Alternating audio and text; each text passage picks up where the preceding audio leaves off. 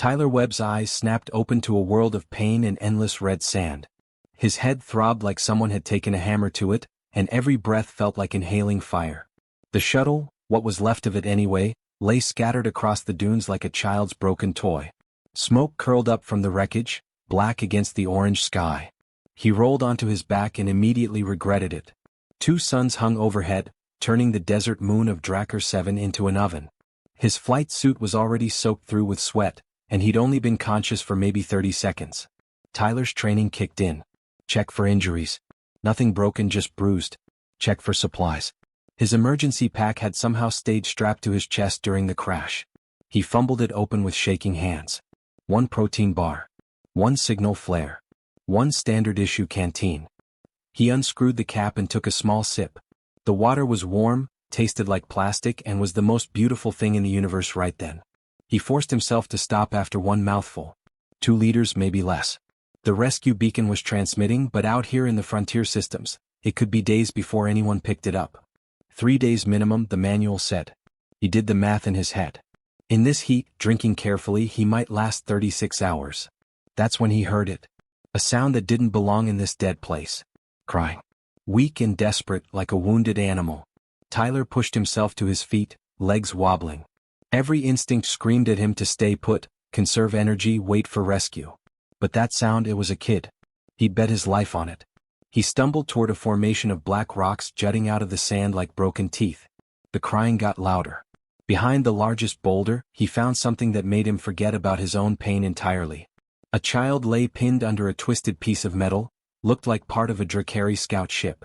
But this wasn't a human child.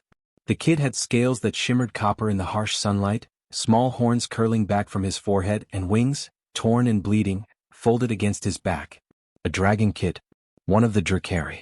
Tyler had seen them before, of course. Everyone had. The Drakkari Empire controlled a huge chunk of the galaxy, and their warriors were legendary. Proud. Powerful. Dangerous. But this wasn't a warrior. This was just a scared kid who couldn't have been more than 7 or 8 years old. The child's scales looked wrong, faded and cracked like dried mud. His lips were split and bleeding, and his golden eyes were unfocused. Tyler had seen dehydration before. This kid was dying. Those golden eyes fixed on him, and the child tried to speak. His voice came out as barely a whisper, the words broken and halting. "Please, sir," the dragon kid managed in accented common, "just 1 sip of water." Tyler looked down at the canteen in his hand. His canteen. His only water. His survival. Then he looked at the kid's face. 3 seconds. That's all the time it took for Tyler to make a decision that would change everything. He knelt down beside the child, unscrewed the cap, and held out the entire canteen. "Here, kid. Drink it all." The dragon kid's eyes went wide with shock. His small clawed hand trembled as he reached for the canteen. "All? But you? Don't argue with me. Just drink." Tyler watched as the child drank deeply, water spilling down his chin. With each swallow, something miraculous happened. The gray faded from his scales, replaced by brilliant copper red. The cracks began to heal. Life returned to those golden eyes. Halfway through, the kid tried to hand it back. Tyler pushed it toward him again. "Keep going. You need it more than I do." And as the twin suns climbed higher in that merciless sky, Tyler Webb sat in the sand next to an alien child and wondered if he'd just made the smartest decision of his life or signed his own death warrant. Probably both, he figured. But watching the kid's scales brighten and his breathing steady, Tyler couldn't bring himself to regret it. Some things mattered more than survival. The dragon kid finished drinking and tried one more time to return the canteen. Tyler shook his head firmly. "Keep it close. You'll need more soon." "But what about you?" The child's voice was stronger now, no longer that desperate rasp. "My name is Corvin. What is yours, human?" "Tyler. And don't worry about me. I've got a plan." That was only half true. Tyler had the beginning of an idea, but calling it a plan was generous. Corvin watched with curious golden eyes as Tyler trudged back to the wreckage of his shuttle. The heat was already getting worse, the sand so hot it burned through his boots. He had maybe 4 hours before the temperature became lethal. 4 hours to build something that might keep them both alive. He pulled panels from the destroyed shuttle, careful not to cut himself on the jagged edges. Metal sheeting. Plastic tubing. A sheet of reflective thermal blanket. His hands worked automatically while his mind did the calculations. A solar still, It was basic survival training, but he'd never actually built one for real. What are you making? Corvin had dragged himself closer, the metal debris finally shifted off his legs. The kid was limping badly, one wing hanging at an odd angle. Something to make water. Not much, but better than nothing. Tyler arranged the metal sheets into a shallow bowl shape, placed a collection cup in the center, then stretched the thermal blanket over the top. The heat makes condensation, water droplets form on the underside, they drip down into the cup. That is very clever. Corvin tilted his head, a gesture that reminded Tyler of a curious bird. My teachers say humans are wasteful with water. That your planet drowns in it but you do not share. Tyler laughed bitterly, wiping sweat from his forehead. His mouth already felt dry as cotton. Yeah, well, your teachers never met my grandpa. He always said a man's worth isn't measured by what he keeps, but by what he gives when it costs him something. They moved into the shade Tyler had constructed from shuttle panels. It wasn't much, but it cut the direct sunlight. Corvin settled down carefully, favoring his injured wing. Why did you give me all your water? The dragon kid's voice was quiet, almost afraid of the answer. You could have given just a little. Kept the rest. Tyler was quiet for a moment. The truth was he wasn't entirely sure himself. Where I come from, we've got a saying. Do the right thing even when it's hard. Especially when it's hard. You were dying, kid. I had water. The math wasn't complicated. But now you are dying instead. Maybe. Maybe not. Tyler checked his still. Nothing yet. It would take hours.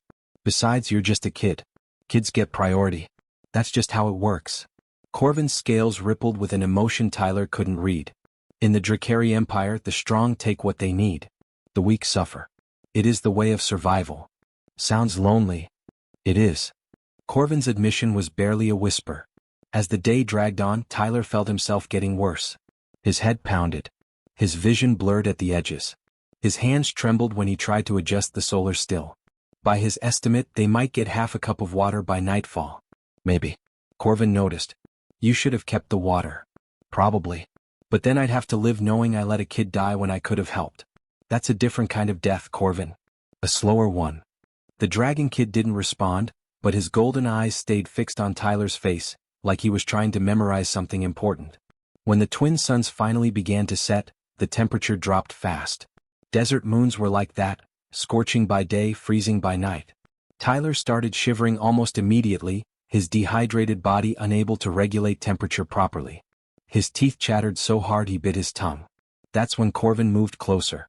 The dragon kid pressed his scaled body against Tyler's back, and warmth flooded through him. Dragon scales naturally retained heat, Tyler remembered. Corvin was sharing the only thing he had to give. You gave me water, Corvin said softly into the darkness.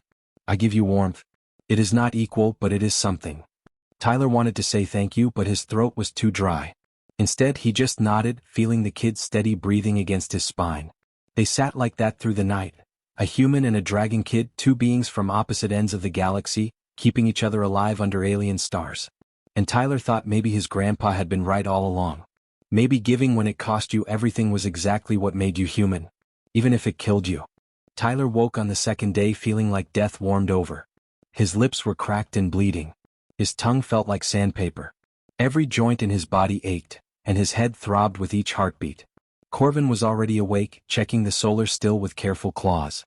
There is water, the dragon kid announced, his voice filled with hope. Not much, but some. Tyler crawled over on hands and knees. Sure enough, maybe half a cup of water sat in the collection container. It looked like liquid gold. His body screamed for it, every cell begging him to drink. He handed the cup to Corvin. No. Corvin pushed it back. You must drink. You are getting worse. You're still recovering. Growing bodies need more water. Basic biology. Tyler's voice came out as a croak. He forced the cup back into Corvin's hands. Drink it. That's an order. Corvin's golden eyes shimmered with something Tyler had never seen in a Drakari before. Tears. The dragon kid drank half, then absolutely refused to take more, pressing the cup to Tyler's lips until he swallowed the rest. As the morning heat built, they retreated to their makeshift shelter. Tyler found himself drifting in and out of consciousness, fever dreams mixing with reality. In those delirious moments, Corvin talked. Maybe to keep Tyler awake, maybe because he needed to tell someone. Either way, Tyler learned things about the Drakari that most humans never knew. My mother is Commander Thessa, Corvin said quietly. She leads the 3rd Imperial Fleet. 17 warships under her command. She is strong, respected, feared. Tyler managed a weak smile. Bet she's worried sick about you. Perhaps. But she would not approve of what you did. Corvin adjusted the shade panel, blocking more sun from Tyler's face. On our homeworld, water is power. Literally. The noble houses control the deep aquifers. Wars have been fought over underground rivers. My great-grandfather conquered 2 continents for access to a mountain spring. Sounds rough. It is survival. Drakkar Prime is a harsh world. Red deserts as far as the eye can see. Acid rain once every 10 years if we are lucky. We evolved to extract every drop of moisture from our food, to go days without drinking. Water defines everything, our politics, our religion, our entire civilization. Tyler tried to focus through the haze. So when you guys discovered Earth, a planet covered in water, oceans, rivers, lakes, rain that falls regularly. Corvin's voice held awe and confusion. We thought it was a paradise. Or a trap. How could one species have so much of what the entire galaxy fights over? And you thought we'd be protective of it? Of course. Any rational species would guard such wealth with their lives. Build fortresses around every water source. Ration every drop. Corvin paused. But humans do not. You water plants that produce no food. You fill containers just to swim in. You spray it into the air for entertainment. My teachers called it obscene. Wasteful. Or maybe we just have enough to share. Tyler's eyes drifted closed. Speaking took so much energy. That is what confuses us. Corvin's claws gently brushed sand from Tyler's hair, a surprisingly tender gesture. The Galactic Council believes humans are either incredibly foolish or hiding something. No species shares resources freely. It violates every rule of survival. Maybe those rules are wrong. Corvin was quiet for a long moment. My mother sent me on this training mission. It is tradition for noble children. They drop us in the desert with nothing. We must survive 3 days alone. It teaches us that we can only rely on ourselves. That trust is weakness. That sharing is suicide. How's that working out for you? Tyler managed a weak grin. I would be dead if you followed our rules. Corvin's voice cracked. You should have kept your water. Let me die. Save yourself. That is what any Drakkari would do. That is what I was taught to do. But I'm not Drakkari. I'm human. And we're stupid enough to believe that keeping each other alive matters more than surviving alone. On the 3rd day, Tyler couldn't get up anymore. His solar still produced another half cup of water, and Corvin practically forced it down his throat. The dragon kid had recovered most of his strength, his scales brilliant in the sunlight, but his golden eyes never left Tyler's face. Your rescue beacon is still transmitting, Corvin said, trying to sound hopeful. They will come. Maybe. Maybe not. Tyler's breathing was shallow. Listen, kid. When they find you, and they will find you, tell them something for me. Anything. Tell them a human named Tyler Webb was glad he could help. And tell them, he coughed, his throat raw. Tell them not all of us are wasteful. Some of us know exactly what water is worth. It's worth saving a kid's life. Even a dragon kid from halfway across the galaxy. Corvin gripped Tyler's hand with his claws, careful not to break skin. You will tell them yourself. I will not leave you. Stubborn kid. I learned from a stubborn human. Tyler didn't remember much of the 4th day. Everything became fragments. The burning sand, Corvin's voice calling his name, the sensation of being dragged across the dunes. His body had given up, but somewhere in the back of his mind, he was aware of the dragon kid refusing to let him go. Corvin was crying, Tyler realized dimly. Dragons could cry. Who knew? Please don't die, the kid kept repeating. Please. They're coming. I can hear the engines. Just hold on. Tyler tried to respond, but his throat wouldn't work anymore. Everything went black. When consciousness returned, Tyler's first thought was that he'd died and gone to heaven. Cool air.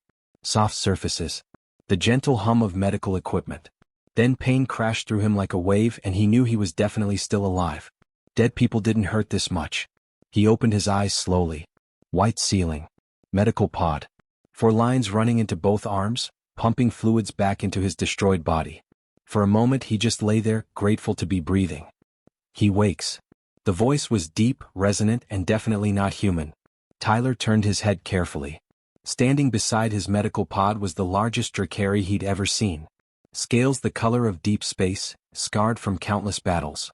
Wings that could probably block out the sun. eyes that burned with an intensity that made Tyler want to look away.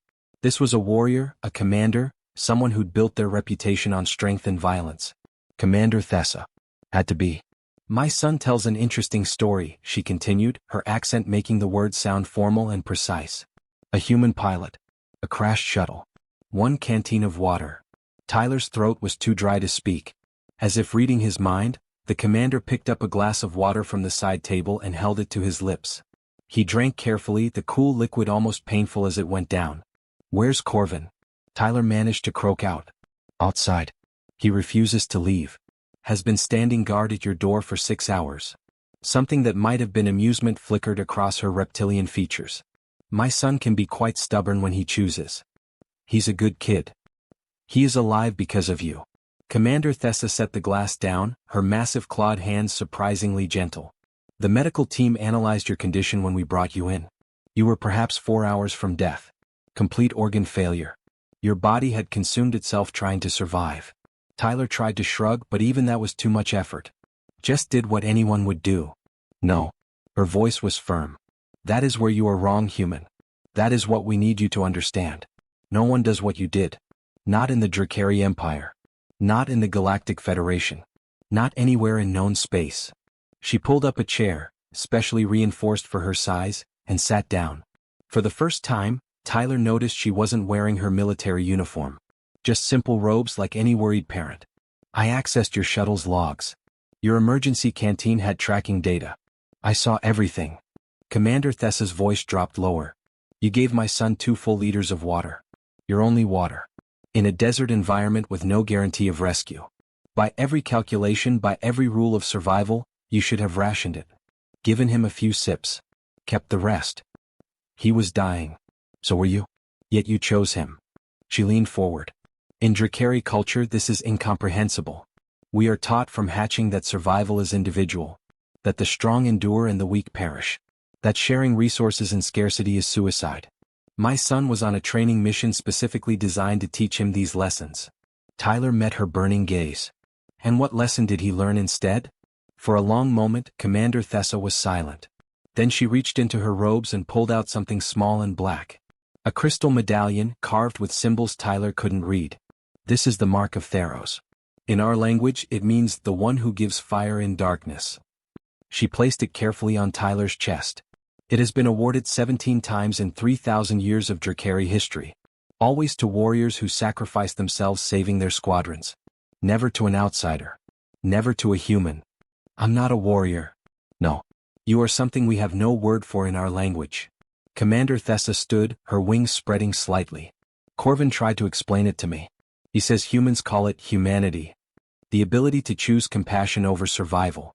To give everything expecting nothing. To see a stranger's child and treat them as your own. She moved toward the door then paused. You will recover here. Full medical care. Anything you need. And when you are well we will talk more. The Drakari Empire owes you a debt that cannot be repaid. I don't want payment. Just, tell me Corvin's okay. Better than okay. He will not stop talking about you. About what you taught him. The commander's voice held something Tyler had never heard from a Drakari before. Warmth. He says you showed him that there are things more valuable than water. More important than survival. She opened the door. Outside, Tyler could see Corvin standing guard, his copper scales bright in the corridor light. He is right, Commander Thessa said quietly. And that terrifies us. Because if one human can teach my son this lesson, what else might your species teach the galaxy? 6 months later, Tyler stood in front of a mirror adjusting a tie that felt like it was strangling him. The fancy suit was uncomfortable, the diplomatic credentials hanging around his neck felt like a joke, and the title, Ambassador Webb, still made him want to laugh. He was a shuttle pilot, not a politician. But apparently the galaxy had other plans. You look nervous, Corvin observed from the doorway. The dragon kid had grown in 6 months, taller, stronger, his wings fully healed. But those golden eyes still held the same warmth they'd had in the desert. I am nervous. I crash-landed on a desert moon and now I'm addressing the Galactic Council. How did this become my life? You gave a dragon kid your water. Everything else followed. Corvin grinned, showing rows of sharp teeth that would have been terrifying if Tyler didn't know better. My mother says your story has reached 47 star systems now. They call you the water giver. Tyler groaned. I hate that name. Better than some alternatives. The Zentari wanted to call you the foolish one who should have died. Okay, water giver isn't so bad. They walked together through the massive corridors of the Council Station, humanity's first permanent diplomatic presence in galactic politics. Earth had been a backwater before, known for their water-rich planet but largely ignored by the major powers.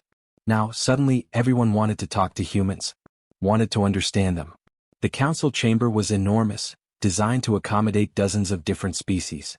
Tyler spotted delegates from the Drakari Empire, the Zentari Collective, the methane breathers from Titan 9, even a few of the mysterious Void Walkers who rarely attended in person. All of them were here for one reason: to understand what Tyler had done. And why. Commander Thessa sat in the Drakari section, her dark scales gleaming under the chamber lights. She caught his eye and nodded once. Permission. Support. Maybe even pride. Tyler took the speaker's platform, his hands shaking slightly. A human attendant brought him a glass of water, earth water, imported at ridiculous expense. He took a sip and began. 6 months ago I crashed on Drakkar 7. I had 1 canteen of water and no guarantee of rescue. Then I found a kid who was dying of dehydration. I gave him the water. All of it. That's the whole story. The chamber erupted in multiple languages, translators struggling to keep up. A Zentari delegate stood, their crystalline form refracting light in all directions.